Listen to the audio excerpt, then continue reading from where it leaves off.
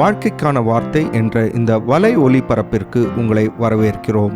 இது ஆதியாகமம் முதல் வெளிப்படுத்துதல் வரை முழு வேதாகமத்தையும் உள்ளடக்கிய ஒரு தினசரி தியானமாகும்.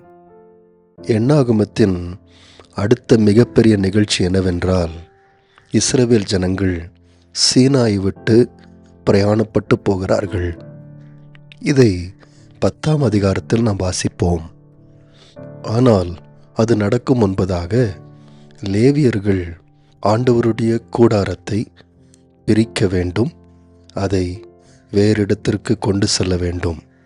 இப்படி அவர்கள் செய்வதற்கு அவர்களுக்கு வண்டிகளும் மாடுகளும் தேவைப்படுகின்றன. ஆகவே இந்த எண்ணாகமம் 7ஆம் அதிகாரம் இஸ்ரவேல் ஜனங்கள் எப்படி அந்த மாடுகளையும் அந்த வண்டிகளையும் ஆண்டவருடைய கூடாரத்தின் பிரதிஷ்டை அன்றைக்கு கொடுத்தார்கள் என்பதை விவரமாய் சொல்லுகின்றது. 2ஆம் வசனத்திலிருந்து வாசிக்கும்போது, தங்களுடைய பிதாக்களுடைய வம்சத் தலைவரும் எண்ணப்பட்டவர்களின் விசாரிப்புக்கு வைக்கப்பட்ட கோத்திர பிரபுக்களும் ஆகிய இஸ்ரவேலின் பிரபுக்கள் காணிக்கைகளை செலுத்தினார்கள். தங்கள் காணிக்கையாக 6 கூண்டு வண்டில்களையும் 12 மாடுகளையும் 2 பிரபுக்களுக்கு ஒவ்வொரு வண்டிலும் ஒவ்வொரு பிரபுக்கு ஒவ்வொரு மாடுமாக கர்த்தருக்கு செலுத்த வாசஸ்தலத்திற்கு முன்பாக கொண்டு வந்தார்கள் என்று படிக்கின்றோம். 10ஆம் வசனத்திலிருந்து 88ஆம் வசனம் வரைக்கும் இஸ்ரவேல் ஜனங்களுடைய 10 கோத்திரத்தார் எப்படியாக ஆண்டவருடைய கூடாரத்தின் பிரதிஷ்டையிலே வித்தியாசமான அநேக விலை மதிக்க முடியாத காணிக்கைகளை கொண்டு வந்தார்கள் என்று விவரமாய் சொல்லப்படுகின்றது. வேதத்தின் மிக நீளமான அதிகாரம் சங்கீதம் 119. அதற்கு அடுத்தபடியாக வேதத்தின் மிக நீளமான அதிகாரம் என்னவென்றால் எண்ணாகமம் 7ஆம் அதிகாரம். இப்பொழுது சொன்னது போல 10ஆம் வசனத்திலிருந்து 88ஆம் வசனம் வரைக்கும் 12 கோத்திரத்தார் கொண்டு வந்த காணிக்கைகளின் விவரங்களை மட்டும்தான் இந்த அதிகாரத்தில் நாம் படிக்கின்றோம். 12 கோத்திரங்களும் ஆலய பிரதிஷ்டையின் 12 நாட்களில் ஒவ்வொரு நாளுமாக அவர்கள் கொண்டு வந்த காணிக்கை முழு விவரத்தோடு இங்கே சொல்லப்படுகின்றது.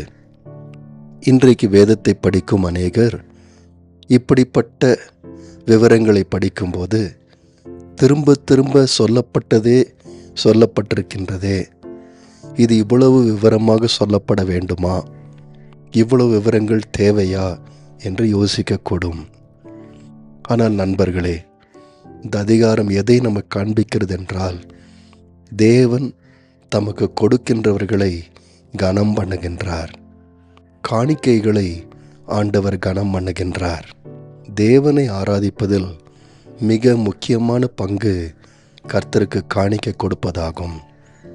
இன்றைக்கு அநேகர் கர்த்தருக்கு காணிக்கை கொடுப்பதை ஒரு சாதாரணமான, இல்லாவிட்டால் தவிர்க்கக்கூடிய ஒரு காரியமாய் யோசிக்கக்கூடும்.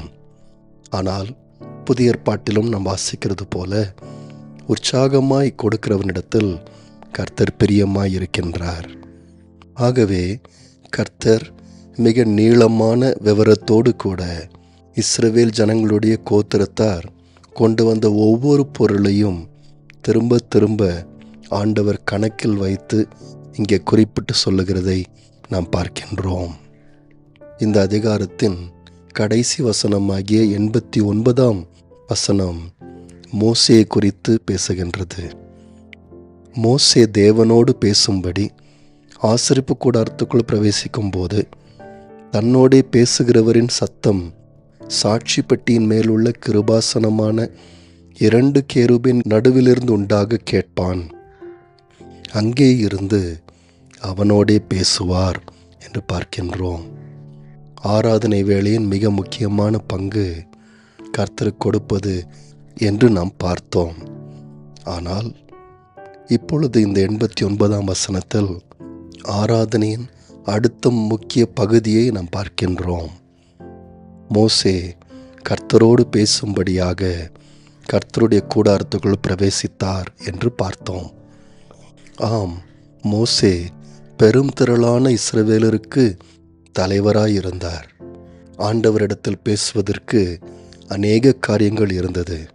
ஆண்டவருடைய பாதத்தில் இறக்கி வைக்க வேண்டிய பாரங்கள் அநேகம் இருந்தது. நண்பர்களே, விசுவாசிகள் ஆண்டவரிடத்தில் பேசும் பழக்கத்தை உடையவர்களாய் இருக்கின்றார்கள்.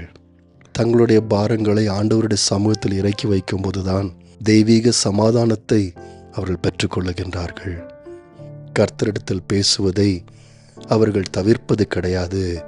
மாறாக தினந்தோறும் அந்த பழக்கத்தை வைத்துக் கொள்ளுகின்றார்கள். அது மாத்திரமல்ல, இந்த 89ஆம் வசனத்தில் தேவன் இந்த மோசேயோடு பேசினார் என்று நாம் பார்க்கின்றோம். சீனாய் மலையில் ஆண்டவர் மோசேயோடு பேசி அவருடைய கற்பனைகளை கொடுத்தார். ஆனால் அதோடு நின்று விடாமல் அவருடைய சமூகத்திலிருந்து மோசேயோடு ஆண்டவர் பேசினார் என்ற குறிப்பை நாம் வாசிக்கின்றோம். கர்த்தரோடு நாம் பேசுவது எவ்வளவு முக்கியமோ அதே போல கர்த்தர் நம்மோடு பேசுவதும் அதிமுக்கியமான ஒரு காரியமாக இருக்கின்றது. அநேக தேவனால் பயன்படுத்தப்பட்ட அநேக வல்லவர்கள் ஆண்டவரிடத்திலிருந்து கேட்பதை தவிர்த்ததை நாம் பார்க்கின்றோம். உதாரணமாக, சிம்சோன் ஆண்டவரால் நசரேயன் என்று சொல்லி பிறப்பிலிருந்தே பிரித்தெடுக்கப்பட்ட ஒரு வல்லமையுள்ள மனிதன். ஆனால் தேவனுடைய திட்டத்தின்படி அழைக்கப்பட்ட அவன் ஒருவேளை தொடர்ந்தேட்சையாக ஆண்டவரிடத்தில் கேட்கும் பழக்கத்தை வைத்திருந்திருப்பாரானால் ஒருவேளை அவருடைய வாழ்க்கை வித்தியாசமான வழியிலே போயிருக்கும்.